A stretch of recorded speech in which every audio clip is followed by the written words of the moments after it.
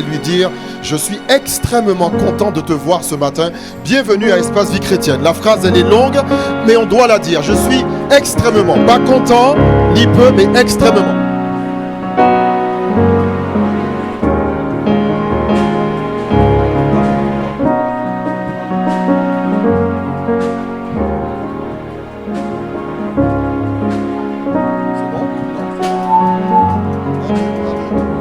Je suis extrême, c'est la joie extrême. Vraiment content, une joie débordante de te voir ce matin. Est-ce qu'on peut y aller, les musiciens, avec un peu plus de franchise et d'audace?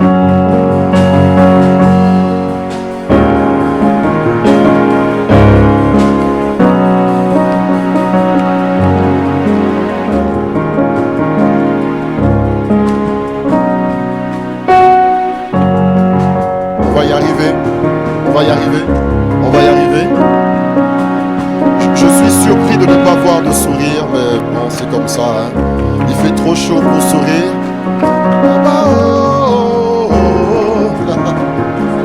Okay. Alléluia, merci Seigneur. Merci Seigneur. J'ai essayé, mais ça n'a pas marché. Que Dieu bénisse DJ Houston. Tiens, viens prendre.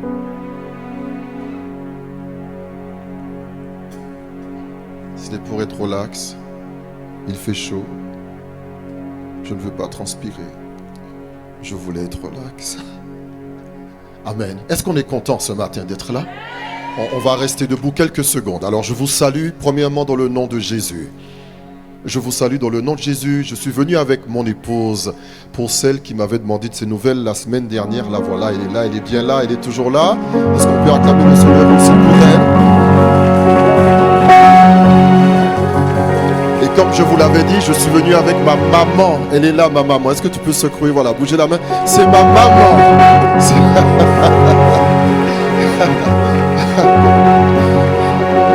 Voilà, je suis né d'une femme. À côté d'elle se trouve ma nièce et ma petite sœur qui viennent tout droit de la Martinique pour des vacances avec nous. Alléluia, alléluia, alléluia. Merci Seigneur. Amen. Amen. Avant toute chose, avant...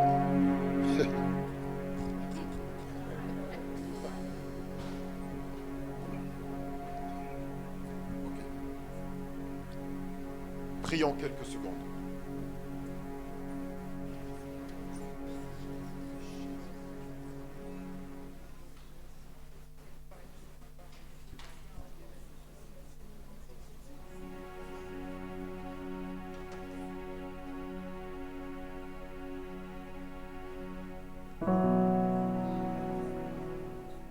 Prions quelques secondes encore.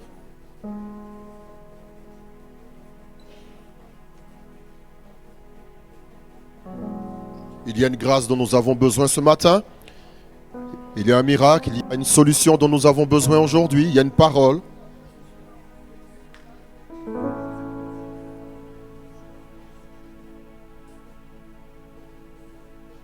Ce n'est pas le nombre qui importe, la disposition des cœurs.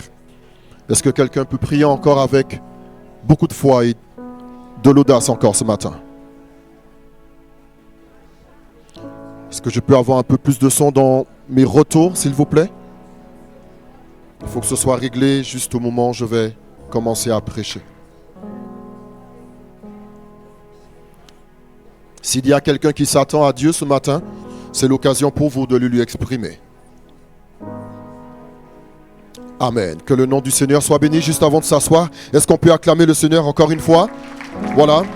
Oui, c'est bien, en poussant des cris de joie. Nous sommes à la maison. Nous bénissons le Seigneur pour nos pasteurs, le pasteur Syriac et la prophétesse Inès, qui ne sont pas là, et on acclame le Seigneur pour leur vie. Nous sommes là ce matin parce qu'ils ont répondu oui à Dieu. Amen. On peut s'asseoir dans la présence du Seigneur. Amen. Nous bénissons vraiment Dieu pour chacun de vous, chacune de vos vies. Et comme je le disais, nous bénissons Dieu pour la vie de nos pasteurs. Ils ne sont pas là ce matin. Pour ceux qui nous visitent pour la première fois, sachez que le pasteur principal, les pasteurs, s'appellent Cyriac et Inès Ndikini. Et ils sont actuellement en vacances bien méritées. Et nous aurons le plaisir de les retrouver très très rapidement dans la maison du Seigneur. Et là où ils se trouvent, nous prions que Dieu leur accorde vraiment un bon repos. Dites-moi Amen. Et je bénis aussi le nom du Seigneur pour toute l'équipe pastorale, les adjoints, les appelés, les bishops, les archbishops, tous ceux qui ont les titres et les responsabilités dans l'assemblée. Vraiment, nous vous aimons, nous vous bénissons, nous vous remercions pour vos services et votre disponibilité. Et je bénis particulièrement celles qui ont porté la parole la semaine dernière, la sœur Armande et la sœur Inès, si je ne me trompe, Irène, qui ont porté la parole sur notre thème du mois qui est l'obéissance à Dieu. Donc je vais continuer vraiment calmement. Nous sommes dans un rythme de vacances. Cela veut dire que ça ne veut pas dire que la parole de Dieu est en vacances, mais juste que nous allons nous poser. J'aime beaucoup même prêcher ou enseigner pendant la période de vacances parce que c'est un temps où on fait pause, normalement, théoriquement. On devrait faire pause au moins une fois par an.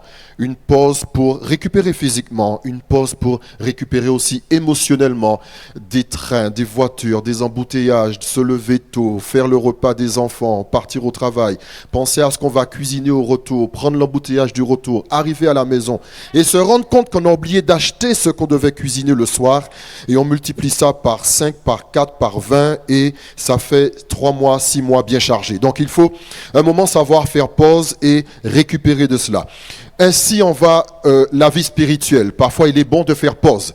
Il est bon de faire pause, pas sur Dieu, mais sur l'activisme religieux, sur des choses que nous faisons semaine après semaine et qui se transforment en activisme, qui se transforment un peu presque en religiosité. Nous sommes habitués à faire les choses, ça devient une routine et on se déconnecte du cœur et de l'essence de ce que nous faisons. Est-ce que vous comprenez ce que je dis?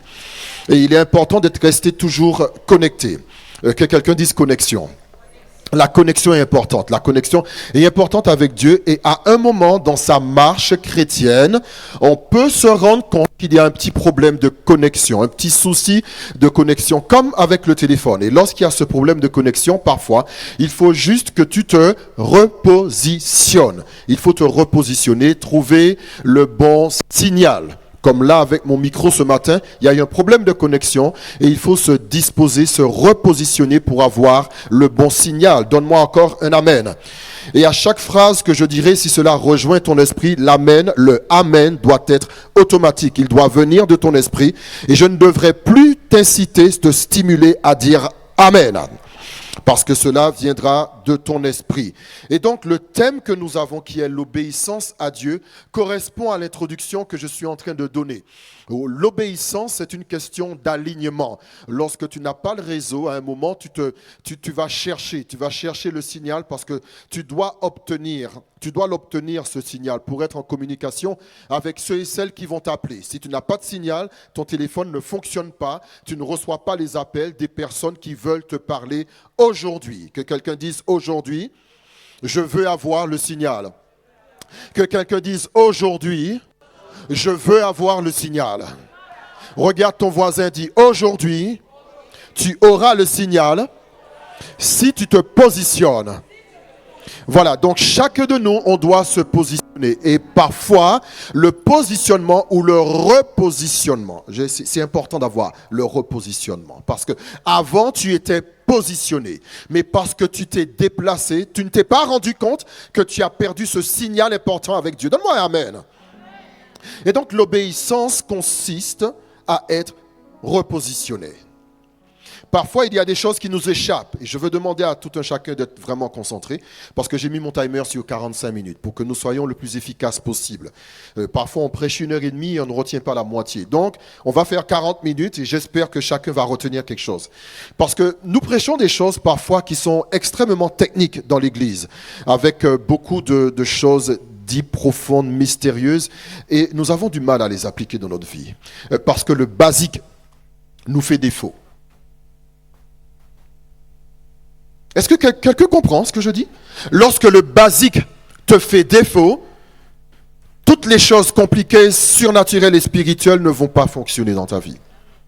Je sais que tu as un bel orateur que tu aimes écouter sur Internet, qui raconte des choses vraiment très profondes, et gloire à Dieu pour les choses profondes, mais quand le basique te fait défaut, tu verras que ça ne va pas marcher. Ça va pour tous les domaines de la vie. La santé physique, le basique pour la santé physique, c'est bien manger. Tu peux aller à la salle et soulever 300 kilos, mais si tu manges mal, tu n'auras pas un corps en bonne santé. Et le basique, vraiment le basique, c'est de limiter KFC et Burger King. Mais ça, c'est une autre question. Je crois que là, j'ai eu votre attention. Le thème du mois, c'est l'obéissance à Dieu. On va prendre Genèse, chapitre 3, versets 1 à 15. Genèse, chapitre 3, versets 1 à 15. Et je vais continuer un peu sur ce que la sœur Armande a fait. Elle a ouvert une brèche dimanche dernier. J'ai voulu être là mardi, mais je n'ai pas pu. Je voulais entendre la sœur Irène et je n'ai pas pu. Mais je crois que Dieu va nous bénir dans cet enseignement. Je crois qu'il y a 12 enseignements sur l'obéissance à Dieu.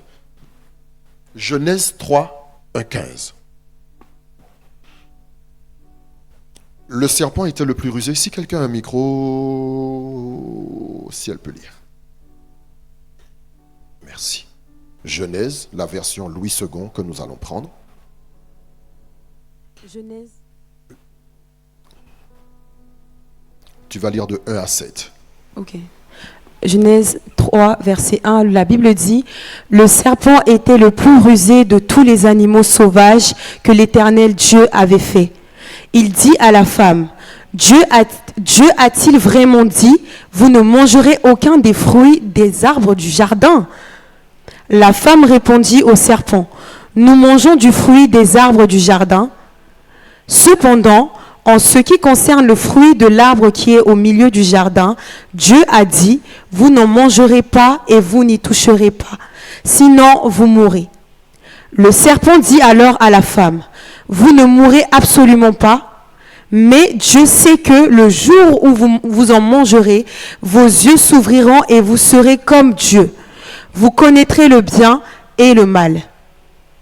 La femme vit que l'arbre était porteur de fruits bons à manger, agréables à regarder et précieux pour ouvrir l'intelligence. Elle prit de son fruit et en mangea. Elle en donna aussi à son mari qui était avec elle et il en mange. Ok, verset 7. Leurs yeux à tous les deux s'ouvrirent et ils prirent conscience qu'ils étaient nus. Ils attachèrent des feuilles de figuier ensemble et s'en firent des ceintures. Amen. Juste avant de continuer, je voudrais aussi saluer toutes les personnes qui nous regardent par le live Facebook ou YouTube. Vraiment que Dieu vous bénisse et nous espérons que cette parole va rejoindre votre cœur et vous fera du bien au nom de Jésus. Et si, Pasteur Syriac, tu es en train de nous regarder, juste, voilà, nous t'aimons tous et tonton va veiller sur les neveux et nièces. Voilà, amen. Tu sais que quand les chats ne sont pas là, les souris dansent, mais voilà. Que Dieu soit béni. Amen. Le passage que nous avons lu, nous le connaissons tous par cœur. Et lorsqu'on veut comprendre un peu quelque chose, il est intéressant d'aller à l'origine des choses. Maintenant, le verset qui nous intéresse, ou les versets qui nous intéressent particulièrement, commencent à partir du 8. Je vais lire de 8 à 12. Alors ils entendirent la voix de l'Éternel Dieu qui parcourait le jardin. Dans le texte là que je lis, chaque mot a son importance. Je reprends. Alors, ils entendirent la voix de l'Éternel Dieu qui parcourait le jardin vers le soir. Et l'homme et sa femme se cachèrent loin de la face de l'Éternel Dieu, au milieu des arbres du jardin. Mais l'Éternel Dieu appela l'homme et lui dit, « Où es-tu » Il répondit, « J'ai entendu ta voix dans le jardin. J'ai entendu ta voix dans le jardin.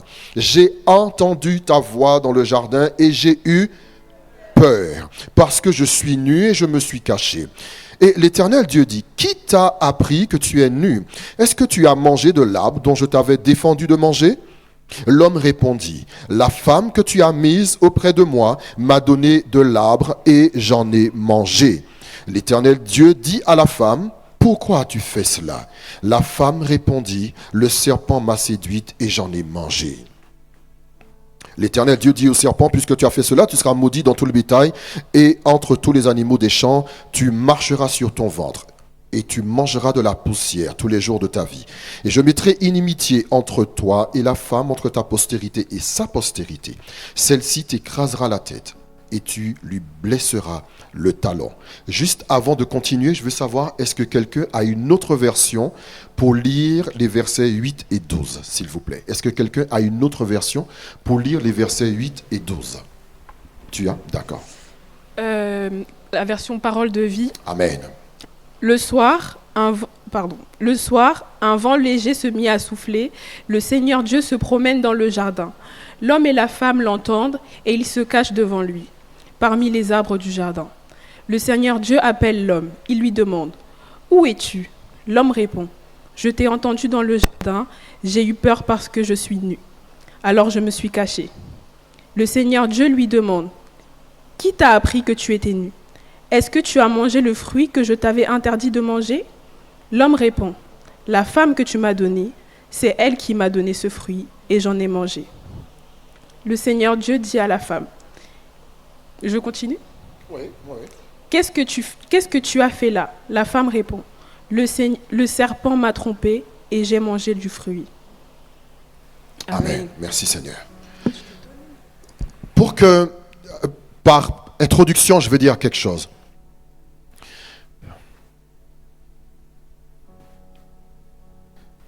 Dans la vie spirituelle, toutes choses sont liées. Il n'y a pas d'éléments extérieurs, vagabonds, au système de Dieu. Tout ce que Dieu fait, que ce soit visible ou invisible, ces choses sont liées. Partons du visible. Lorsque Dieu, dans ce passage que nous lisons, qui est celui de la Genèse, on appelle ce passage la création. Et comme je viens de dire que tout ce que Dieu fait est lié, est-ce que vous me suivez? Cela veut dire que pour qu'il y ait oxygène dans l'air, il faut qu'il y ait des arbres. Pourquoi? Parce que ces arbres vont puiser leurs ressources dans le sol. Donc nous avons déjà 3 éléments qui sont l'air, maintenant un élément qui est un arbre, qui est connecté au sol par des racines, et dans ce sol, il ira puiser des ressources nécessaires dans l'eau, qui va irriguer cet arbre, et il y aura un rejet dans l'atmosphère, et ce rejet va nous permettre à nous, humains sur la planète Terre, de vivre. Est-ce que vous me suivez jusqu'à là, sans faire trop technique? Mais c'est comme ça que Dieu fait les choses. Et ces choses, elles sont liées entre elles. Nous sommes dans le visible. Pour que nous mangions un poisson, il faut aller le prendre dans l'eau. Et dans l'eau, il y a tout un écosystème qui est fait pour que le poisson vive. Nous sommes encore dans le physique. Il en va de même pour les choses du monde spirituel. Vous n'avez jamais vu un poisson hors de l'eau. Il faut qu'il soit dans l'eau pour vivre. Il faut que l'arbre soit connecté au sol par les racines. Et vous allez voir qu'on appelle cela un écosystème. Un écosystème, c'est lorsque les choses sont liées entre elles par différents systèmes. Même dans l'ordre de la technologie, le produit que j'ai dans les mains s'appelle une tablette qui est faite par Apple, et Apple est connu pour créer un écosystème. Ils ont créé un téléphone, après ils ont créé une tablette, après ils ont créé un ordinateur, après ils ont inventé, une montre. Et tous ces appareils sont liés entre eux et communiquent entre eux. Et ils sont réputés pour être fermés parce qu'ils ont créé un écosystème, un système propre à eux. Il n'y a pas d'éléments vagabonds, il n'y a pas d'éléments qui seraient déconnectés du système. Il en va de même pour la vie spirituelle. Tout ce que Dieu fait dans la dimension angélique, ou dans la dimension du ciel, ces choses sont liées entre elles. Les êtres sont liés entre eux. Il n'y a pas de personne ou de système qui pourrait être hors du système de Dieu. Et tout ce qui est hors du système de Dieu s'appelle la rébellion. Donc, quand Dieu crée un système organisé. Donc, nous voyons le terrestre, il y a maintenant le céleste et le spirituel, et il en va de même pour les principes de Dieu. Les principes de Dieu sont interconnectés entre eux. Il n'y a pas d'éléments vagabonds, il n'y a pas de pièces vagabondes, il n'y a pas de valeurs vagabondes. Tout ce que Dieu fait dans ses valeurs, dans ce fonctionnement, dans son système et dans ses principes sont liés. Et lorsqu'on comprend cela, tu vois ma sœur Amande, lorsqu'on commence à intégrer ces choses, on va réaliser que Dieu ne demande rien par hasard.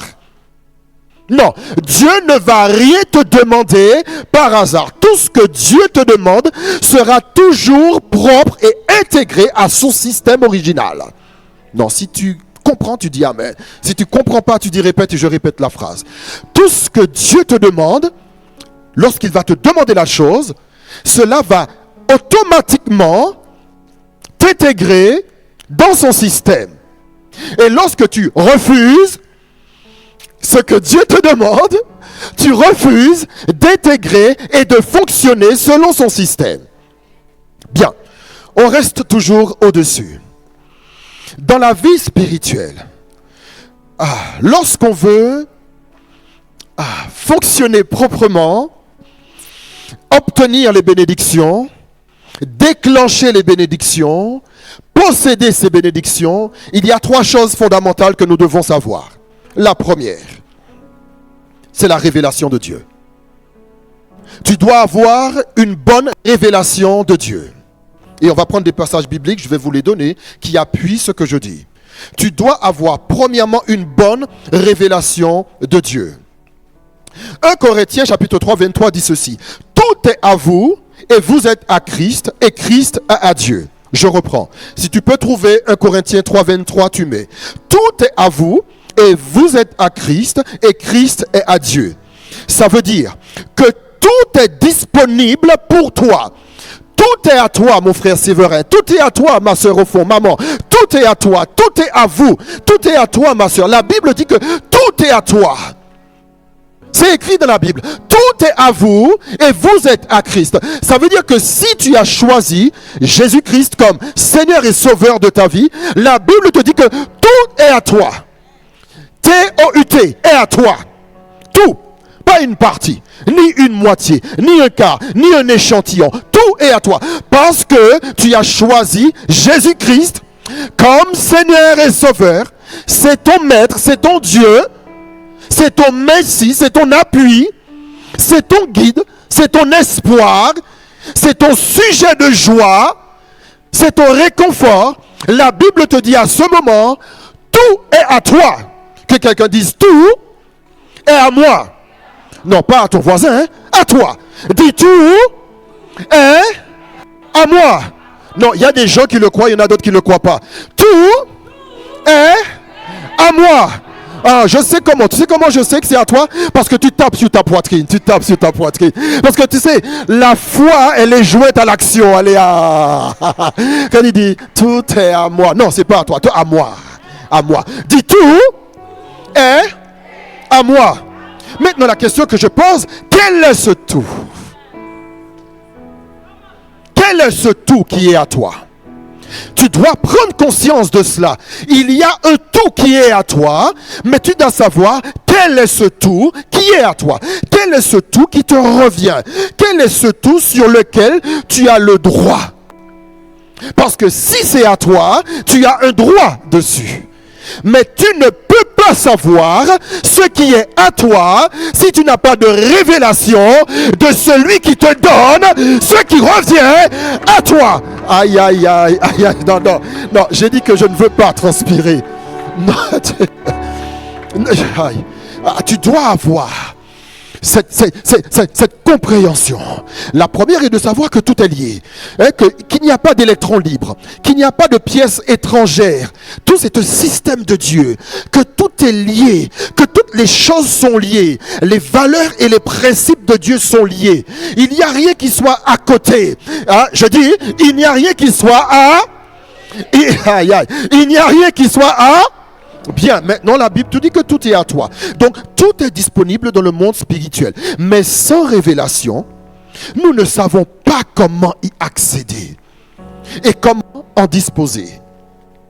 Parce que accéder c'est une chose, disposer c'en est une autre. Donc tu dois savoir ces choses et tu le sais uniquement par la révélation. Donc le premier niveau, la première chose que tu dois dans ton architecture spirituelle, c'est une architecture parce que les choses sont liées entre elles. La première pièce de l'architecture, c'est la révélation. La révélation.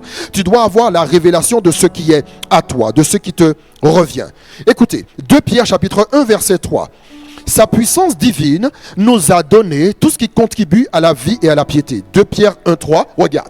Comme sa divine puissance nous a donné tout ce qui contribue à la vie et à la piété. Ça veut dire que Dieu...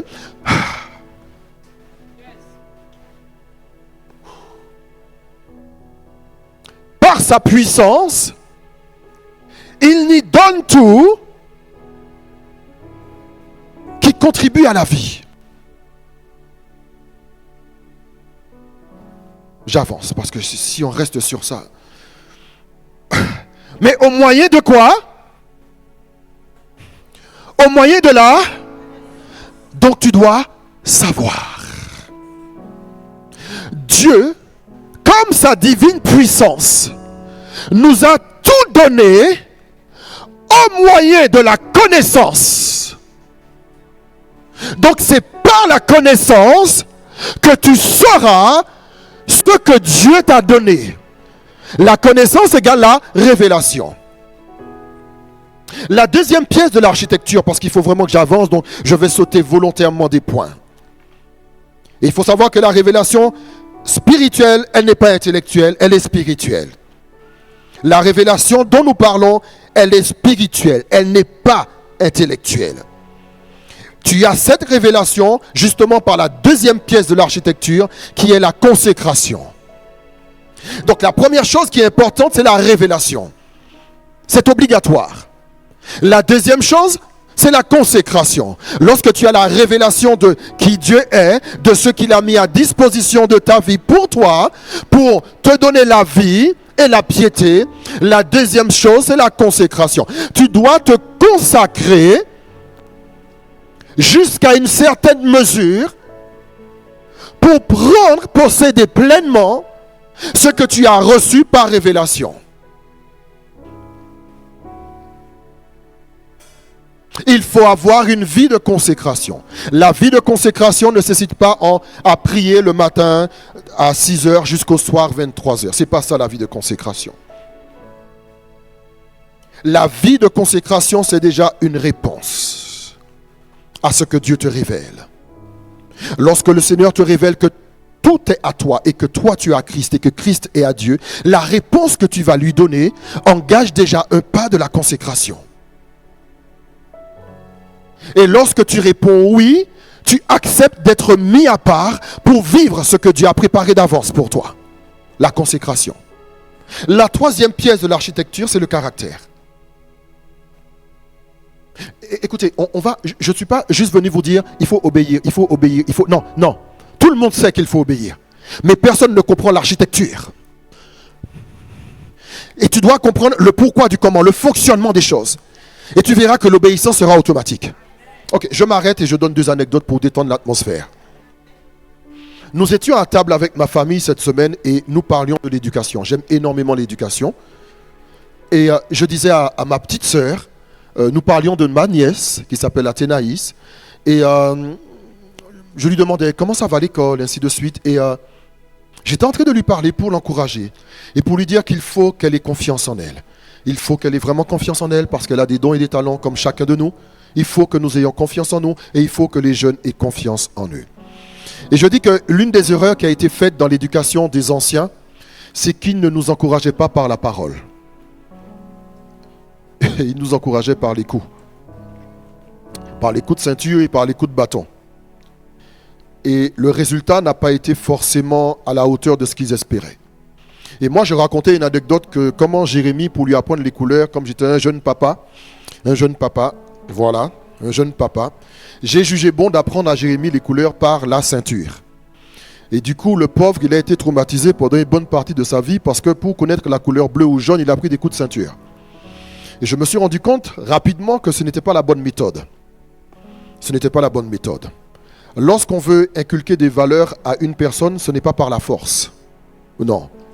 Il faut juste que la personne comprenne qui elle est. Et quand tu lui fais comprendre qu'elle est intelligente, qu'elle est née avec des capacités qu'il faut juste débloquer. Pour certains, ça se débloque vite. Pour d'autres, ça prend un peu de temps. Et si tu vois qu'elle a des difficultés, tu lui dis ne t'inquiète pas, ton temps va arriver.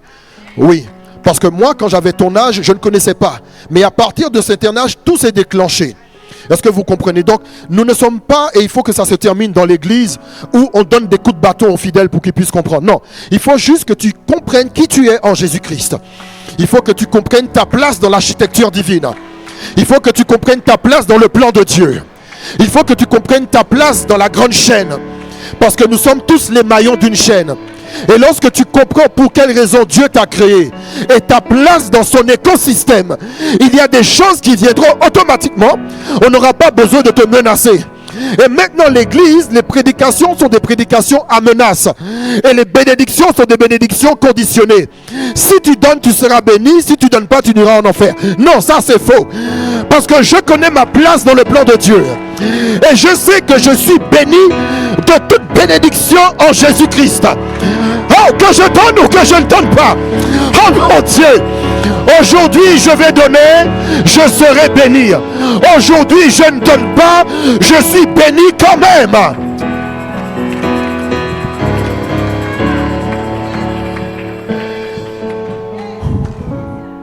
Parce que nous fonctionnons à menace. Et il faut cesser ces prédications qui menacent. On menace les gens de donner. On donne des prédications qui sont menaçantes. Et les gens font des choses pas par obéissance, mais ils le font parce qu'ils sont menacés. On leur a jamais appris à comprendre leur place dans la chaîne, leur place dans le système de Dieu, leur place dans la chaîne divine. Que quelqu'un dise ce matin, j'ai une place. J'ai une place. Je connais ma place. Je possède ma place. Au nom de Jésus. Oh, donne-moi un bon amen. Je refuse la menace. Oh non, oh, je pensais qu'il y avait quelqu'un. Je refuse la menace. Je refuse l'intimidation. Je marche par conviction. Je marche par compréhension. Au nom de Jésus, j'obtiens la révélation. Non, assieds-toi, assieds-toi, assieds-toi. C'est scandaleux cette attitude, c'est scandaleux. C'est scandaleux cette attitude. J'ai l'impression que vous êtes énervé. J'ai l'impression que vous êtes énervé. J'ai l'impression que vous êtes énervé. Il faut que ça t'énerve ce matin. Il faut que tu comprennes. Parce que lorsque tu vas comprendre, tu seras divinement énervé. Parce que la chose est dans ta main, mais tu ne comprends pas comment elle fonctionne. Ce n'est pas par les coups que ça rentre, mais c'est par la révélation, la compréhension, la conviction intérieure. Oh là-bas, chiqueté.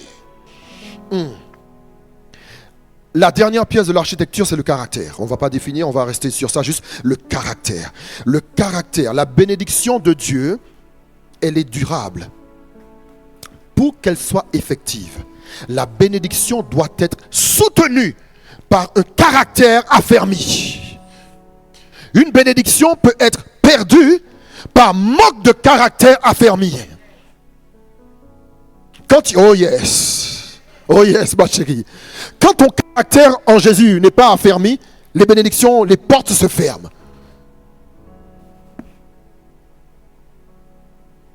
Tu as un problème de patience, tu as un problème de tempérance, tu as un problème de bonté, tu as un problème de maîtrise, tu as un problème d'amour, tu as un problème de pardon. Toutes ces choses sont les vertus qui soutiennent la bénédiction durable de Dieu dans ta vie. Je suis juste en train de faire l'introduction. Je parle de l'introduction, je parle de l'architecture. Je te présente l'écosystème dans lequel on rentre. Je te présente cet écosystème.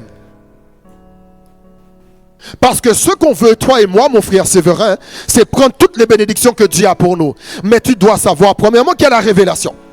Tu dois avoir la révélation de Dieu. Tu dois avoir la révélation de ses promesses. Tu dois avoir la révélation de ses paroles. Tu dois avoir la révélation de qui il est. Tu dois avoir la révélation de ses principes.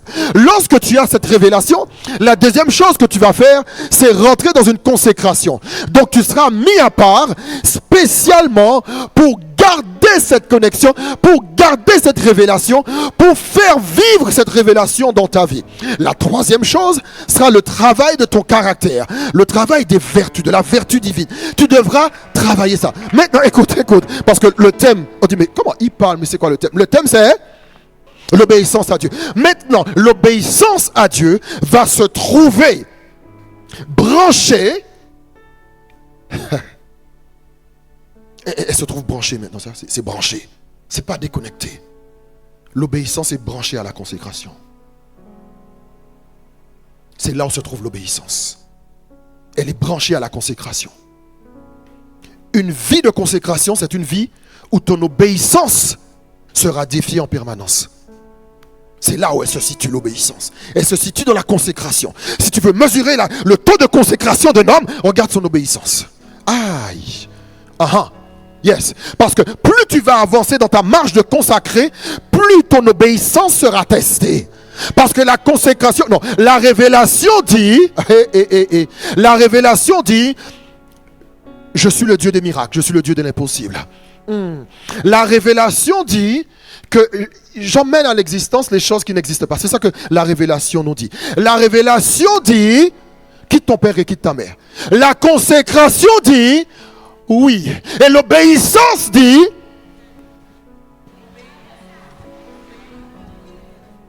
yes, yes, parce que tu as entendu, tu as compris, tu as dit oui à la consécration, mais maintenant, il faudra tester cette consécration par l'obéissance. Écoute bien, chérie, la consécration n'est pas réservée au pasteur. Non. La consécration est pour toute personne qui accepte les termes de la révélation. Et la consécration commence par oui. Je le crois. Oui. Je le veux. Chérie, mets-toi debout. Il y a 25 ans, avec cette jeune demoiselle, nous étions devant un hôtel. Il y a un homme qui nous a demandé, est-ce que vous acceptez de... Les phrases étaient longues, hein? De prendre dans l'amour, dans la patience. Moi, tout ce que j'avais à retenir, c'était, oui, je le veux. Mais à ce moment, ta langue peut bafouiller. Tes lèvres tremblent. Tu dis oui. Toi, il parle. Je n'ai pas retenu ce qu'il a dit, mais mon job, c'était de dire oui. Mais oui quoi? Oui, je le veux. Oui, je le veux. Ça veut dire j'accepte les termes de tout ce que vous avez dit. Dans l'abondance, dans la disette, dans la famine, dans la voiture, dans la chambre, dans le travail, énervé, pas contente, en fait, toutes les clauses. S'il avait dit un chèque de 1 million tous les 10 ans, oui, fais la vaisselle tous les jours, oui, passer le balai, oui, c'est-à-dire, voilà, le oui, il y a tout ça dedans. Comme disent les frères africains, il y a tout ça dedans. Et quand tu dis oui, tu dis oui à tout ce qui est dedans. Mais quand tu as dit oui, ça ne veut pas dire que c'est fait. Hey, my God, tu as juste dit oui. Ça veut dire quoi? Je me mets à part pour toi et toi tu te mets à part pour moi. Ça veut dire que lorsqu'on part d'ici, si tu vois 1m90, les gros pectoraux, menton carré, non, c'est trop tard. Parce que tu as déjà dit oui pour moi. Et si moi je sors, je vois Kim Kardashian, c'est trop tard. Parce que j'ai déjà dit oui pour... Non, calme-toi. Non. Oh, calmez-vous. Vous aimez trop ces histoires-là. Mais ça veut dire quoi, chérie? Ça veut dire que je me consacre à... Et elle se consacre à... Ça, c'est la consécration. Maintenant, l'obéissance, c'est lorsque le soir, à 18h, je fais la vaisselle.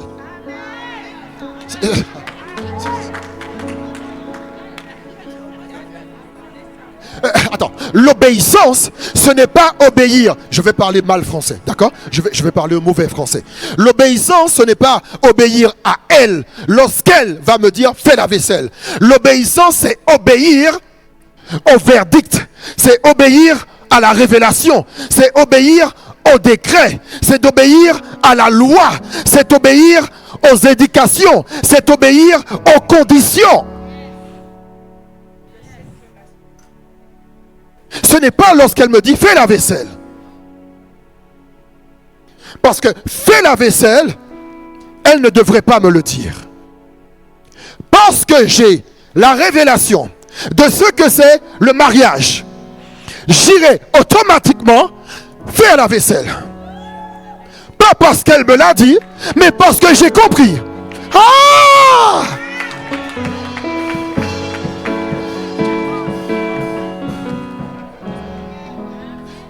Je le veux.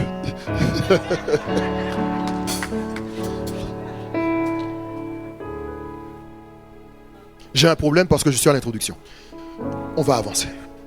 Écoute. Si... Est-ce qu'on peut faire un contrat? Si... Qu'est-ce que tu dis? Si, il reste 8 minutes.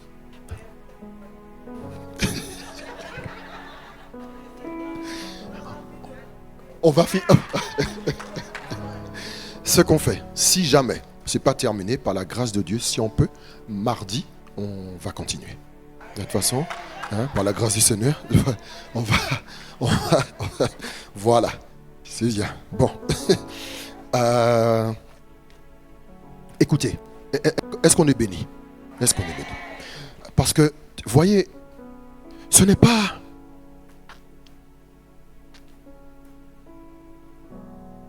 J'enseigne et je prêche avec beaucoup de passion.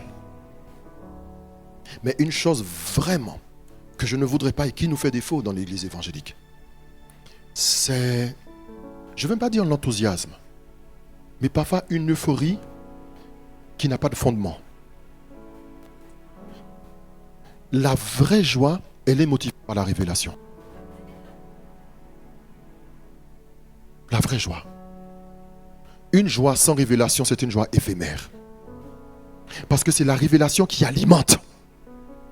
Elle alimente tout. Mais parce que tu ne sais pas qui tu es, il n'y a rien qui t'alimente. Lorsque j'ai créé mon entreprise, c'était la passion de l'entrepreneuriat qui alimentait mon réveil le matin. C'est-à-dire que je suis pressé de me lever parce que je sais que j'ai des choses à accomplir.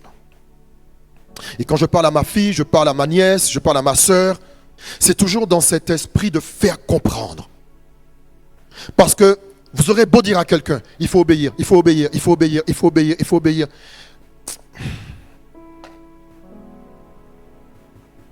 Toi-même là, tu as déjà des problèmes avec l'obéissance. Je donne une anecdote et puis on continue, on va détendre l'atmosphère. Une anecdote. Comme dirait, comment il s'appelle, Bishop Adé, histoire raconte. Et la première fois que j'ai vu ce bishop là, il dit mais c'est qui ce gars là? Histoire raconte, bam, il balance une histoire. Histoire raconte, bam, il balance une histoire. Je dis ben à ma femme, mais où est-ce qu'il prend ces histoires là? Ah, que Dieu bénisse les pasteurs.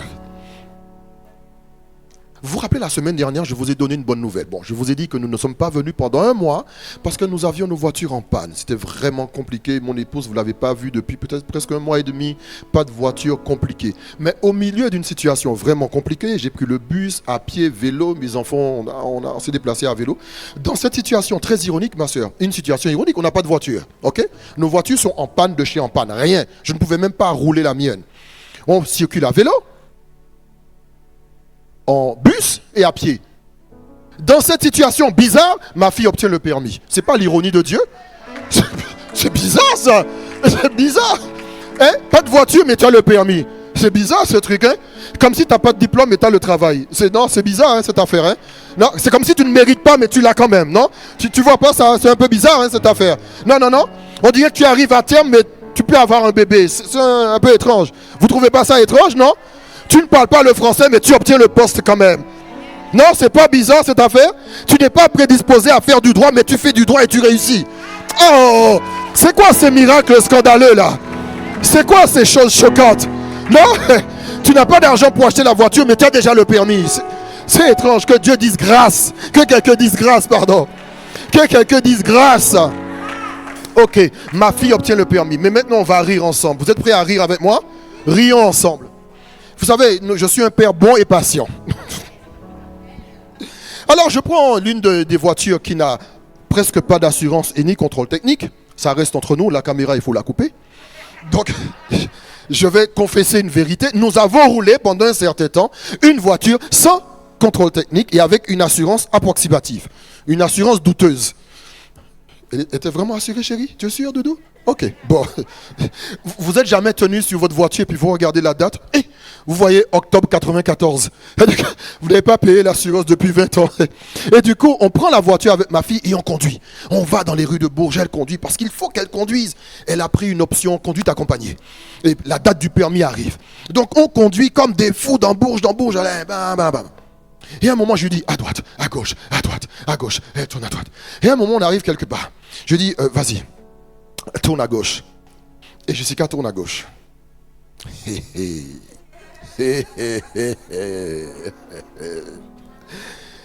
Le prophète Marc est devenu Marc. Marc est devenu Monsieur Béraud. Je me suis énervé contre ma fille.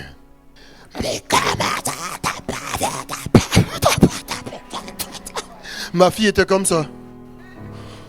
Pauvre chose, son visage s'est décomposé. On est rentré à la maison, je suis entré comme ça. J'ai fermé la porte. Ma femme me dit, ça va, Doudou? J'ai dit, demande à ta fille. Je suis rentré, je suis monté. Après, elle dit, mais Doudou, tu sais qu'elle... J'ai dit, mais Doudou, quand même. Tu vois, mais quand on est énervé, on parle vite aux Antilles. Mais tu vois pas comment le pas elle a pas vu ça à gauche là. Toi-même là. Et puis j'ai dit à Jessica, mais toi là, la veille du permis, tu fais ça la veille. Je suis énervé. Mais quelqu'un qui dise, pourquoi prophète? Non, dis, pourquoi prophète? Pourquoi tu étais énervé? Parce que lorsque nous roulions, ma fille chérie et moi, que j'aime vraiment de tout mon cœur, mais que je n'ose pas regarder, lorsque nous roulions, lorsque j'ai dit à ma fille, tourne à gauche, elle a tourné à gauche. Ah, tu as dit, mais prophète, elle a fait ce que tu lui as demandé. Mais lorsqu'elle a tourné à gauche, il y avait tout droit devant nous un grand panneau bleu avec une flèche qui allait à droite. Et ce panneau bleu signifie, pour ceux qui n'ont pas le permis, sens de la route. Et nous, quand on arrive comme ça, donc pour vous, c'est la droite, je dis à Jessica, tourne par là. Mais tout en sachant que devant nous, il y a un panneau qui dit, va par là.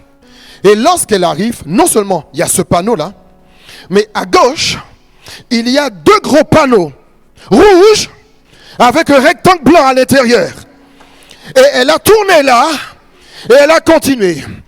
Et là, j'aurais pu descendre de la voiture et crier comme ça. Pour dire, mais nous, quand on est énervé, on dit n'importe quoi. J'ai dit, mais t'as pas vu les panneaux gros comme ta tête? On m'a dit, mais prophète, tu exagères quand même. En fait, ce jour-là, je n'ai pas voulu l'humilier. Mais j'ai voulu tester sa compréhension des signaux qu'il y a sur la route. Écoutez-moi bien, j'ai fini.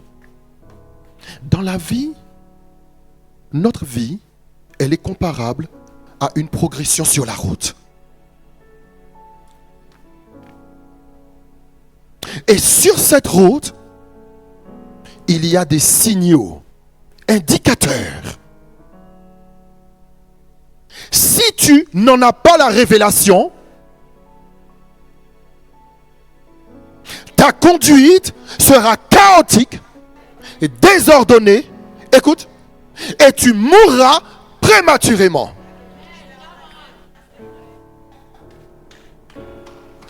Ta vie, elle est comparable à une voiture qui est sur la route ou une autoroute.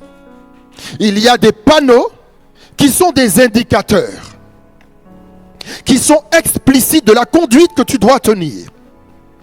Si tu acceptes d'obéir à ces panneaux, tu arriveras à destination, sain et sauf. Mais si tu refuses d'obéir à ces panneaux, tu n'arriveras pas à destination parce que tu mourras avant ton temps. Mais le moyen qui te permet de comprendre le sens de ces panneaux s'appelle la révélation. Et il y a beaucoup de personnes dans votre vie, Dieu a envoyé des indicateurs qui vous permettent de comprendre où est-ce que tu dois aller. Il y a un certain moment où tu devras t'arrêter. Il y a un autre moment où tu devras aller à gauche. Il y a un autre moment où tu devras aller à droite. Mais lorsque ton père, il te dit va à gauche, ce n'est pas pour t'humilier. C'est juste pour tester premièrement ta compréhension. Est-ce que tu as compris? Alors on va dire, mais Dieu nous aime trop. Il ne va jamais nous tromper. Dieu va te mettre à l'épreuve, ma fille. Non, Dieu va te mettre à l'épreuve, mon fils. Dieu va te mettre à l'épreuve. Ah oui, Dieu va te mettre à l'épreuve. Et je peux vous le montrer dans la Bible, dans la parole de Dieu, plein de fois où le Seigneur a mis certaines personnes à l'épreuve. Pas parce qu'il voulait les humilier. Il y a des situations ou des éléments contraires qui vont te pousser à ne pas obéir aux instructions divines. Alors aujourd'hui, alors que je m'arrête, je vais juste dire à quelqu'un, tu n'es pas ici par hasard. Tu n'es pas né par hasard. Tu n'as pas cette vie-là par hasard. Il y a plein d'indicateurs que Dieu a placés sur ta route. Plein d'indicateurs que Dieu a placés dans ta vie. Tu n'as jamais compris pourquoi. Le pourquoi des rêves. Le pourquoi des rencontres. Le pourquoi de la chance ou pas de chance. Le pourquoi de la réussite ou des échecs. Le pourquoi de la stagnation. Ou le pourquoi tout simplement... Pourquoi tu n'arrives pas à avancer ou à décoller? Il y a une raison pour chaque chose. Et ces indicateurs sont placés dans ta vie. Mais tu n'en as jamais eu la révélation. Alors que nous sommes dans ce cycle où nous parlons de l'obéissance à Dieu, je prie que cette prédication soit déjà un déclencheur pour quelqu'un. Il faut que tu saches que tu n'es pas un élément étranger du système de Dieu. À partir du moment où tu as accepté Christ dans ta vie, la Bible dit ceci, que tout est à toi. Tout est à toi. Si tu as accepté Jésus-Christ comme Seigneur et Sauveur, tout est à toi.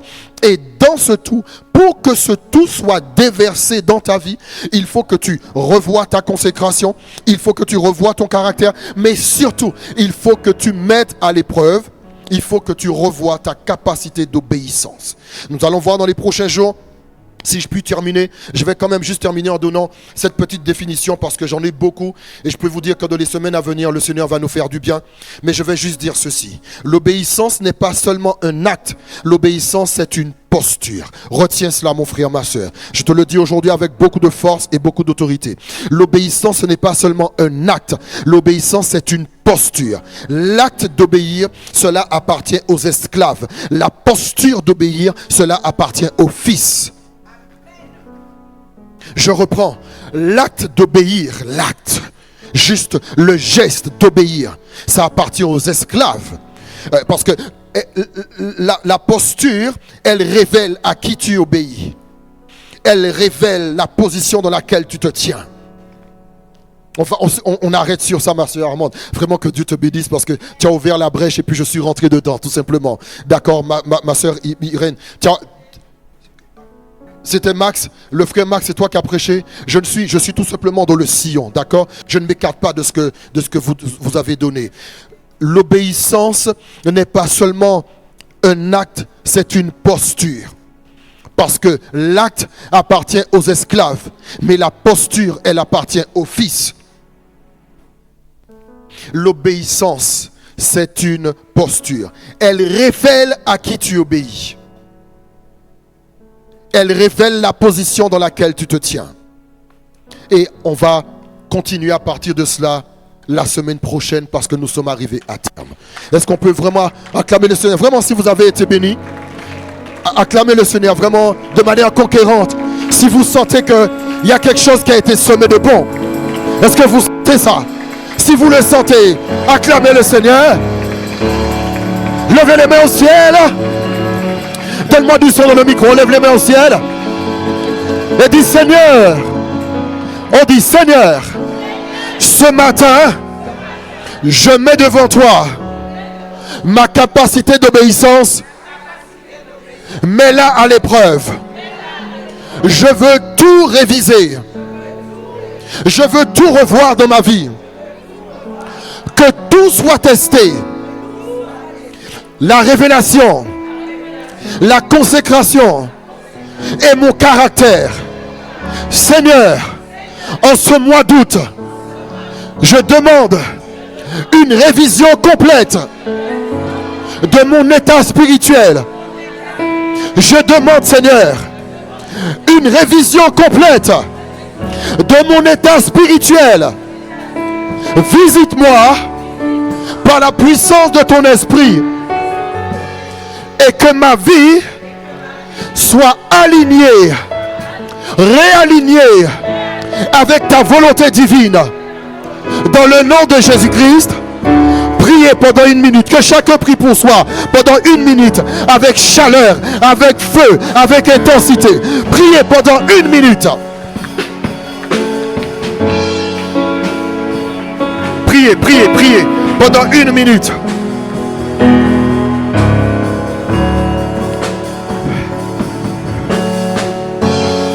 Allez, les hommes priez, les épouses priez, les célibataires priez, les appelés priez, les chantres priez. Peu importe le titre, la fonction, nous avons tous besoin de réaligner notre vie avec la volonté divine. On a besoin d'intégrer pleinement le système de Dieu, l'écosystème divin, de posséder les promesses de Dieu, de les articuler dans notre vie. Ah, alléluia, encore.